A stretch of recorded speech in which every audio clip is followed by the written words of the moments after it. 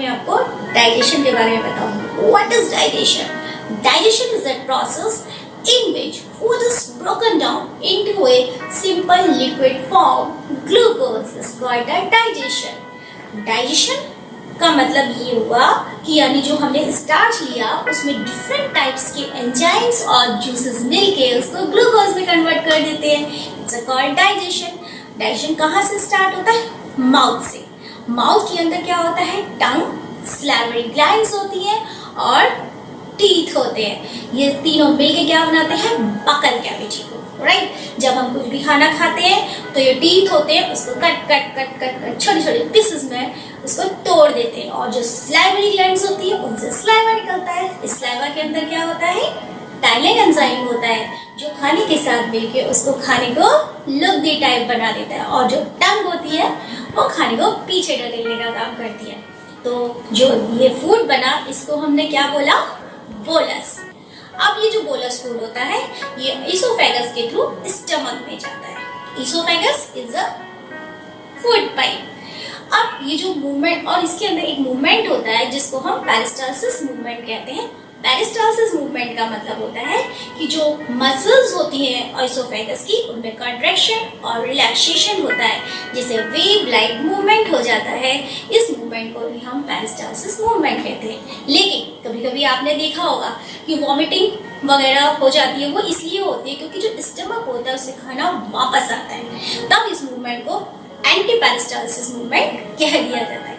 लेकिन सबसे इंपॉर्टेंट बात, इसोफेगस से जब स्टमक में खाना जाता है तो एक इंस्फिंक्टर होता है जिसको कि हम पाइलोरिक इंस्फिंक्टर कहते हैं, जिसकी वजह से खाना वापस नहीं जाता, राइट? अब इसके बाद खाना जाता है स्टमक के अंदर। Stomach is a bag like thick structure. Stomach हमारे कहाँ पर होता है? हमारी बॉडी में लेफ्ट साइड में इस जगह होता है, राइट? और इस स्टमक के अंदर बहुत सारे सीक्रेशंस होते हैं जिसमें कि gastric juice, mucus, acid, hydrochloric acid, right? अब ये जो म्यूकस होता है, क्योंकि हाइड्रोक्लोरिक एसिड है, ये एसिड होता है जो कि जो फूड्स में जो बैक्टीरियाज होते हैं उनको किल कर देता है जिससे खाना एसिडिक हो जाता है। तो इस एसिड से बचने के लिए जो म्यूकस होता है वो स्टमक की लेयर को बचा के रखता है जिससे कि हमारे स्टमक में घाव नहीं होते। और जो गैस्ट्रिक जूस होता है वो किस में हेल्प करता है? प्रोटीन और फैट्स के डाइजेशन में हेल्प करता है। खाना जो होता है पार्शली डाइजेस्टिव होता है, पूरा नहीं, पार्शली, जिसको कि हम काइम कहते हैं। और खाना किस तरह का बन जाता है? थिक सूप लाइक, जैसे गाढ़ा गाढ़ा सूप होता है उसकी तरह से बन जाता है। अब इसके बाद जो खाना होता है ये स्मॉल इंटेस्टाइन के अंदर जाता है। स्मॉल इंटेस्टाइन लॉन्ग ट्यूब होती है जिसकी लंबाई 7.5 मीटर लंबी होती है, लेकिन फिर भी हम इसको स्मॉल क्यों बोलते हैं? क्योंकि इसकी जो वाइड होती है यानी जो चौड़ाई होती है वो काफ़ी नैरो ट्यूब होती है जो कि कॉइल के फॉर्म में हमारे स्टमक के अंदर, स्टमक के नीचे होती है। ये इस जब खाना स्मॉल इंटेस्टाइन में आता है तो लिवर और पैंक्रियाज भी अपना काम करना शुरू कर देते हैं, यानी कि लिवर से बाइल जूस निकलता है और बाइल जूस में जो लिवर में जो बाइल जूस बनता है ये गॉल ब्लैडर के अंदर स्टोर हो जाता है। लिवर में आपको वैसे बताऊं ये एक ब्राउन कलर की ग्लैंड है जो कि एब्डोमेन हमारे पेट के राइट साइड में यहाँ पर होती है और ये सबसे लार्जेस्ट ग्लैंड है। सबसे वेरी इंपॉर्टेंट बात, ये जितनी भी ग्लैंड्स होती है उन सब में लार्जेस्ट होती है। उसके बाद अब इसमें पैंक्रियाज होता है।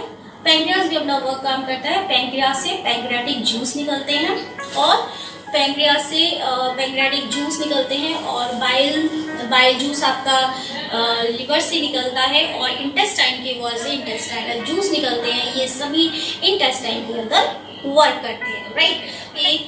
फिर ये तीनों जूसेस मिलकर जो प्रोटीन, कार्बोहाइड्रेट, फैट्स इस सब के डाइजेशन में हेल्प करते हैं और इस तरह से यहाँ पे हमारा डाइजेशन कंप्लीट हो जाता है, ठीक है?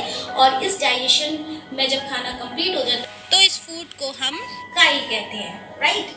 लेकिन अब ये जो डाइजेस्टिव फूड है ये ब्लड में कैसे मिलता है? तो इसके लिए जो इंटेस्टाइन की इनर वॉल होती है इसमें फिंगर लाइक स्ट्रक्चर्स होते हैं जिसको हम विलाई कहते हैं। और एक बिलस मतलब बहुत सारी मिलियंस में विलाई होती है, और एक बिलस जो होता है उसमें ब्लड कैपिलरीज, लिम्फ कैपिलरीज होती है। इनसे ये जो डाइजेस्टिव फूड होता है उसको ये एब्जॉर्ब करते हैं और फिर जाके ब्लड वेसल्स को दे देते हैं और फिर ये मिक्स हो जाता है ब्लड में। तो इस तरह से हमारा फुली डाइजेशन यहाँ पे कंप्लीट हो जाता है, राइट। अब इसके बाद जो अनडाइजेस्टेड फूड होता है वो लार्ज इंटेस्टाइन में जाता है। लार्ज इंटेस्टाइन एक वाइट ट्यूब है जो कि 1.5 मीटर लॉन्ग होती है। कहने को लार्ज है लेकिन स्मॉल इंटेस्टाइन से भी छोटी है। बस लार्ज इसलिए कहते हैं क्योंकि इसकी चौड़ाई जो होती है वो स्मॉल इंटेस्टाइन के कंपैरिजन में ज़्यादा होती है।